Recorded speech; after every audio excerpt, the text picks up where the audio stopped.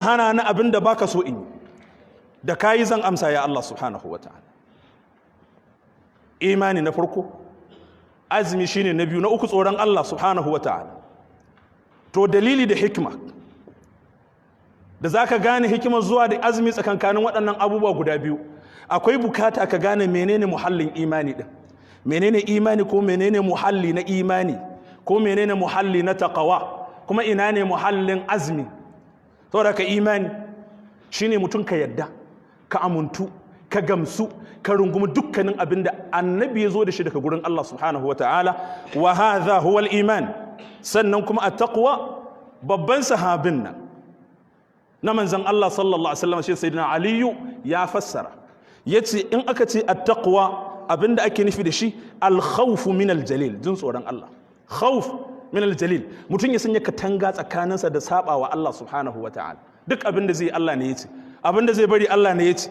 Sannan wal amalu bit tanzil, yin aiki da alqur'ani shine at-tanzil da hadisan manzon Allah sallallahu alaihi wasallam.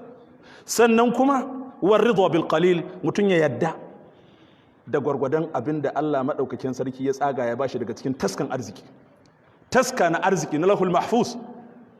Abinda Allah ya tsara cewa rabanka ne wannan, to ka hakura da shi, ka tsara rayuwarka akan wannan abin, kar ka tsallaka zuwa ga haƙƙin wani.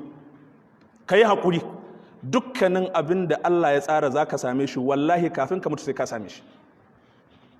Duk gaggawanka, duk hanzarinka, duk saurinka, abin da Allah ya tsara ba za ka samu, ba za ka same shi ba. Babu wata rai da za ta mutu face sai ta gama cinye arzikinta gaba ɗaya. Tufafin da za ta sa, ruwan da za ta sha, abincin da za ta ci, numfashin da za ta shaƙa sai ta gama, in ji annabi sallallahu alaihi wasallam. don haka ku ji tsoron Allah, kuma ku kyautata wajen neman abin da za ku ci, kar ku ci haramu, in ji annabi sallallahu alaihi wasallam.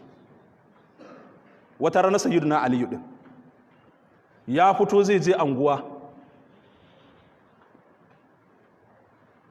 lokacin sallar la'asar yayi, da ya je anguwa ya samu sun gama sallar la'asar,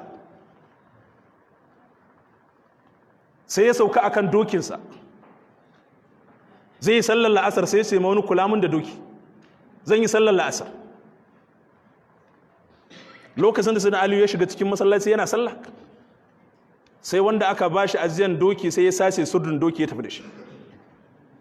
Da ya tafi da shi sai ya je sai da sirdin dokin a kasuwa, ya tafi da kuɗin. Sayyidina Ali radiyallahu anhu da ya gama sallah ya fito ga doki amma babu sirdi.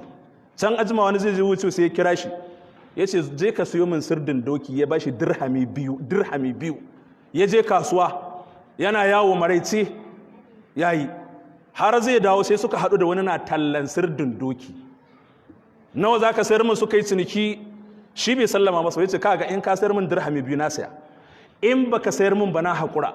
Ya ce to tun da nema dai ban haɗu ba, haka na sara, dirhami biyun haka na sara, na sayar maka ba ni kuɗi. Sai ya karɓi kuɗin ya suke, ya kai masa sayyidina Aliyu sirdin doki. Yana kawo masa sai ya ce ai wannan sirdin dokin nawa ne. Nawa kasa ya ce dirhami biyu. Ya ce annabi ya yi gaskiya, manufata in na fito daga masallaci in bashi dirhami biyu kyauta.